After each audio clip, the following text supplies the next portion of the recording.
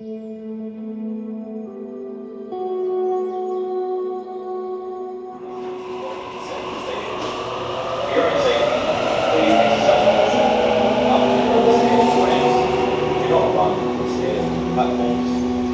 mindful of the gap when boarding or alighting the train.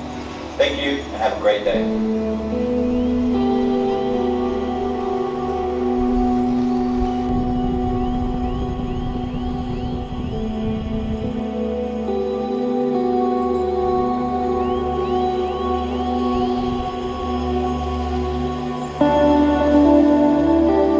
My name is Mounir. I'm Palestinian, born in Australia. I'm currently training at Elite Fight Force in Sefton, and I'm residing in Sydney, in Western Sydney, Australia. When I was younger, it's probably hard to believe for a lot of people, but I used to get bullied when I was younger. I used to get tased. I don't know if I'll classify it as bullying, but I used to get tased a lot when I was younger. And I always wanted to fight, but the person was a lot bigger than me, and I didn't have that confidence to hit or to talk back or to do anything. So I got teased a lot year 7, 8, 9, and I ended up moving schools because I wanted like a better education. When I made the move, I also joined boxing as well. And I told myself from the first day, as soon as I started boxing, that I wasn't gonna take any more shit. Like I wasn't gonna take nothing from no one. Not in an arrogant sort of way, but I was gonna stay my ground. If anyone wants to do anything to me, I'll stay my ground. And then all that confidence, alhamdulillah, came from boxing. Changed my whole life, changed the way I talk, the way I speak, the way I carry myself, and yeah. My name's Ali Orich. I'm half Lebanese. My mum is Australian Irish. Got a boxing record of 7 wins, 2 losses and 1 draw. Fight out at Elite Fight Force here in Sefton, and I'm from Guildford. My dad done boxing when he was younger, so basically just grew up in a boxing gym. Took a bit of time off, played rugby league, and found my way back to my roots basically. Why out of all combat sports did you choose boxing?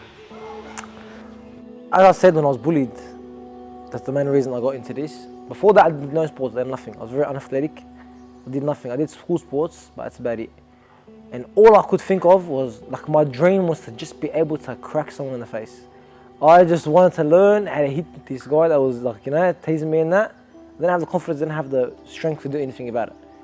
So when I joined, that was like my main dream. It sounds weird now. That was like my dream. I just want to know how to fight. I wish I could know how to fight. If I knew how to fight, every problem in life would be fixed, solved. That's how I used to think. From where you started to where you are now, how have you evolved as a sportsman and a fighter? I've evolved crazy. Elite Fight Force has changed everything about me. As I was saying before, my confidence boosted heaps. Because when you're doing this hard training, when you're doing that assault bike, when you're running, you're doing all this conditioning, you're doing sparring, you're getting punched in the face, it just builds your confidence, and you realize that there's nothing else harder than this in the world. There's nothing else harder than you jumping in the ring with someone else. So when you're doing that, naturally you just become more confident as a person. As a fighter, I think before I joined EFF, I was horrible. I had about 18 amateurs and I was doing well. I thought at the time I was a good fighter. But when I came here, I just seen different levels. I started working with the boys here, working with Yas here and Henny, and I just seen made different levels. So as a fighter, my whole game's changed. If you see videos of me back then and now, I'm a lot stronger, I'm a lot smarter in the ring, I take my time, and change the whole way I fight.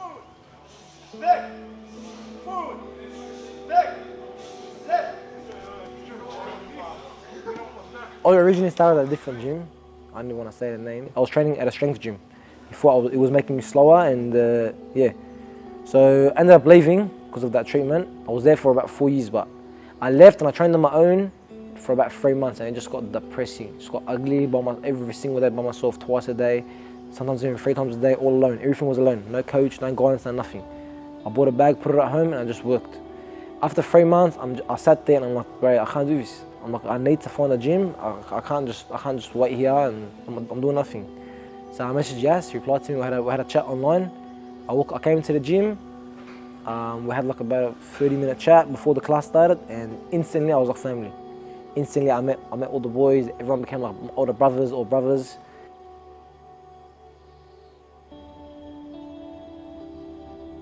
Your front leg takes a small step, which means what? Your back leg, very small step.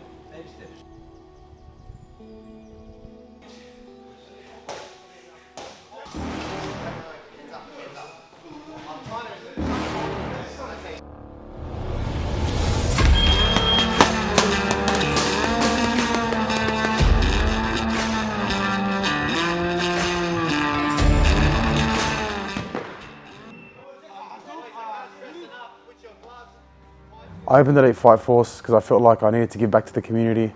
I felt like the community needs something for the youth, something where they can, invest their time in, focus on their health, focus on their religion, focus on connecting with their families and with other fellow peers.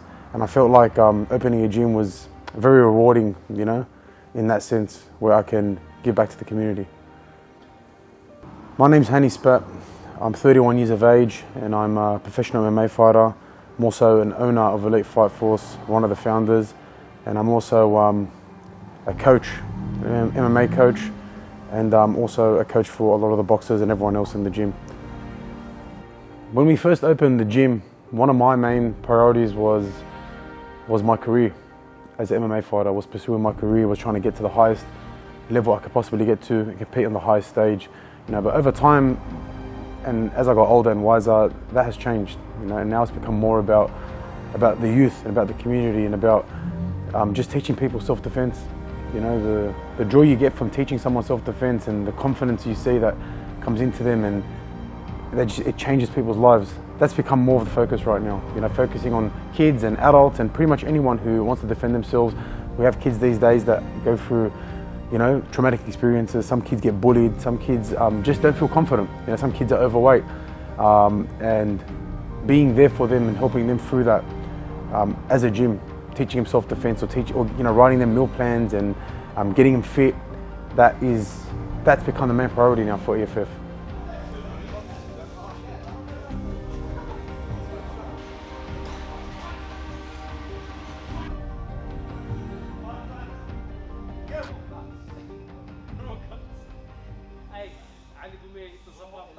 The brotherhood in the gym is amazing.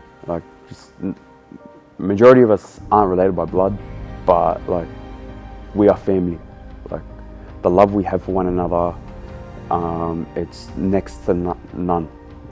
You can't describe it. Hani, Yas, yourself, Jad, the Lamata. These boys, if I wasn't in the gym, I would probably never have crossed paths with them. And these are brothers that I have in my life for the rest of my life, and always be proud to call them my brothers.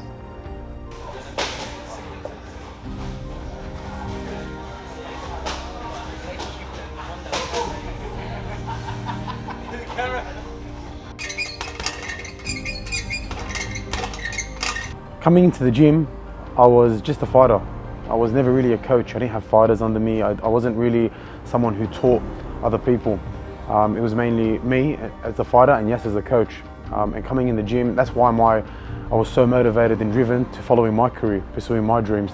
And then as the gym progressed and as we met different people and we got close to different brothers, and I started feeling like I was a role model. I was a role model to a lot of people and a lot of younger people, and I felt like I would start to help them achieve their goals. And when I did do that, I noticed a much sweeter sense of satisfaction when it came to helping people before myself and seeing them grow and blossom and evolve. It made me feel a lot better than pursuing it for myself. And that's when I realized being a coach or being a mentor or being there for someone who needs you is a much greater feeling than achieving your own goals.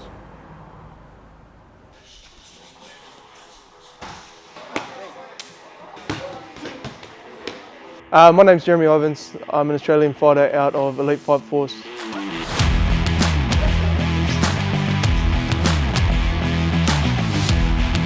Currently my record remains as 1-0 for kickboxing, and then in June of 2022 I went 1-0 in my MMA. Yeah, so when I first came I was doing Muay Thai under Omar Gashi. I came with him from UFC gym Castle Hill. He then went to Wetherill Park, then from the Wetherill Park to Parramatta, and then I followed him all the way out here to Elite Fight Force. So after I had my first K1 fight, Omar Gashi, Coach Omar, he whispered in my ear, he goes, MMA fights from now on. I went, all right, done. these fundamental sports are so important, and you can't really skip out. Like, you can be a strong striker or a strong wrestler, but really the only way to progress in the sport is to really hone in on all of them and be able to bring them together as one sport. You walk into the gym, everybody you walk past, we all say hello to each other. We all, shake hands. We all ask how each other are, how our days have been. It's important because you need that. You need that brotherhood. You need that that family feel when you step into a gym like this, because only then can you really help each other progress. What makes Elite Fight Force stand out to other gyms that you've been to? I'd probably say legitimacy. You walk in here and it feels legitimate. One thing I actually really like about this gym is that there's no music. There's no music, so every sound that's in the background, it's all hard work. That's all you hear. You hear either pads snapping or people grunting when they hit the bag getting smacked. Everything you hear, it's all hard work around you. When motivation stops, that's when discipline begins. That's what I love to live by. On the days that you wake up, it's early, your alarm goes off, you go, oh, I can't be bothered. Okay, that's when discipline begins. You're not motivated today, fine, that's when discipline begins. We'll see how you go when you rock up.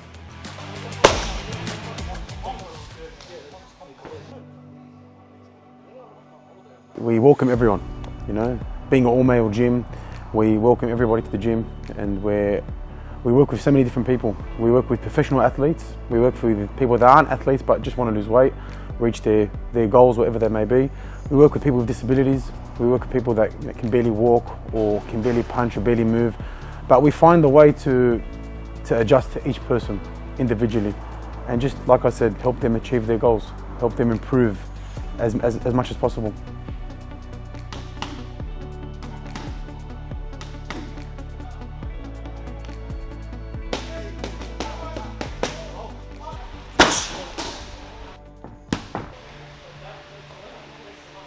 My name's Abdullah Bar. I'm 24 years of age. I'm from Sierra Leone in Guinea.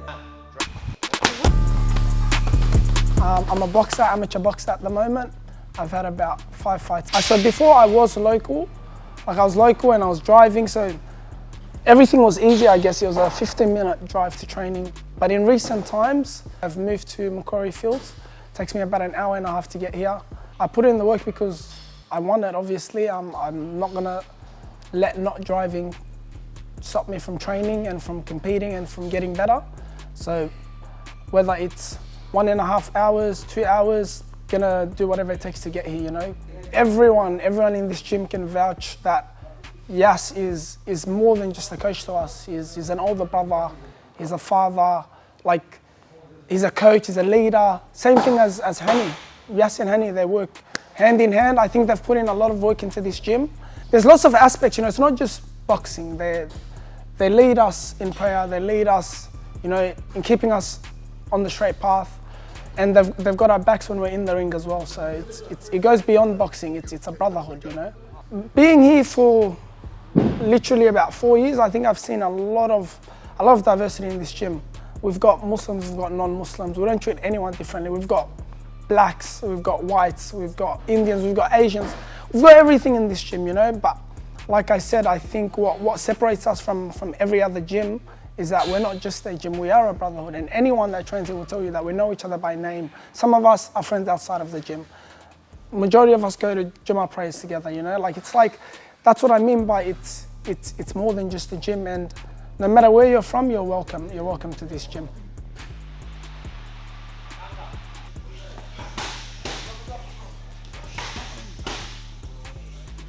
I feel like there's some misconceptions about EFF, and I only know about this because when people do come and sign up, they tell me about some of the misconceptions they've heard of or they've had.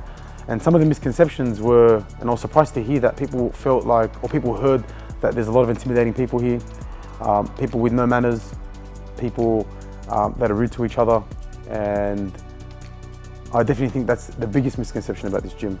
EFF, we have certain guidelines, we have certain rules that everyone follows. Some of the rules is, obviously, if you're Muslim, you have to pray when it's time to pray. We have set times for prayer. There's no swearing, there's no foul language, there's no abusive language. Everyone needs to talk to everyone with respect, no matter who it is, no matter who's talking to who. Coaches have to respect students, students have to respect coaches, everyone is on the same level. Another rule at EFF is it's a men's only gym. you know, and that I feel like is hard to find these days at a lot of gyms. A lot of gyms are men and women's, where men and women train together. But you know, EFF, alhamdulillah, we're proud to just be a men's only gym. You know, we don't listen to music, and a lot of people look for gyms like that, which is very hard to find. Another rule at EFF is strictly no bullying, you know. And bullying is a very common thing. It happens with people without people even realizing. At EFF, you know, we teach the younger kids, especially, bullying is not tolerated. And also with the adults, you know, everyone respects everybody. Everyone takes everyone's feelings into consideration. And like I said, it's just about being a brotherhood, connecting together and helping each other achieve your goals.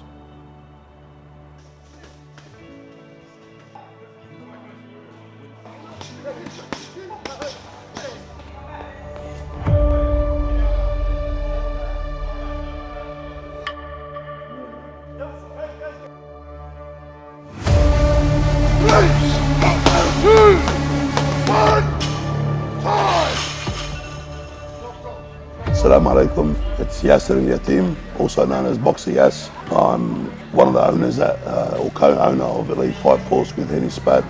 I'm the head coach for the boxing amateurs and professionals, also the head boxing coach for the MMA fighters.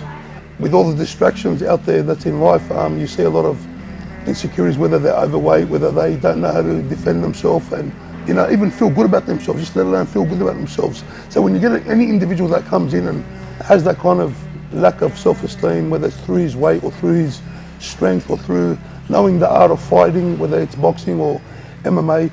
So when you see the development skills from an individual from scratch to get the best results out of him, this is probably priceless. And I feel like the more I put passion into it, the more I'm strict, the more results I get out. Everyone should be in the gym. Whether it's our gym, other gyms, kids, look, I understand you're not going to prevent them from the iPads and whatnot, the games, but I think 3 hours a week with some combat sports and some other sports from swimming, soccer, footy, whatever they do, it's very important. To me, it's almost compulsory. A kid should be doing some sort of sports, especially the society that we're living in. It's a jungle out there at the moment. We ask Allah subhanahu wa ta'ala first and foremost to protect us and to allow us to protect our fundamentals. No matter what unnatural things they're trying to throw at us, we as individuals and human beings should realise that this unnatural thing won't last for too long. So if we stick to our fundamentals, no matter how much pressure is pushed from the outside, if your fundamentals are strong, you're going to be a hard nut to crack. Shaitan always wants you to be lazy in every aspect, to overeat, not train, and not get the best version of yourself. Alhamdulillah, that Allah's blessed us with a gym like this, where it's not just your physical. This is a counsel for a lot of people, individuals, from kids to grown-ups. And you'll find at this place, EFF, not just your physical gets strengthened here, also spiritual, mentally, and obviously the physical aspect. And it's very important for a human, a male, and as a Muslim as well, to be physically strong, spiritually strong, mentally strong. It's an absolute blessing to have a gym like this, and a lot of great individuals play a big role to help the kids and people that come through here to achieve their goals. It's not right for a man, you've probably heard this a million times, to sit there and go through his peak age and not know what he could contribute to his own body. And I think everyone, every single male, everyone should at least know self-defense and hold his own. I believe, in my opinion, every man wants to be a fighter. You can't convince me that there's men out there that if they were given the opportunity to become professional fighters or have the skill set of a professional fighter, they would say no and turn it down. There's no way I can be convinced. Every man wants to have the skill set to be a defender, a protector, because that's in our male genetics. That's in our DNA, to be protectors, protect our family, protect our children, protect ourselves, to be strong. And every man wants to be strong. But the question comes back to, why isn't every man training? Why isn't every man looking after their health and, you know, becoming the strongest possible version of themselves?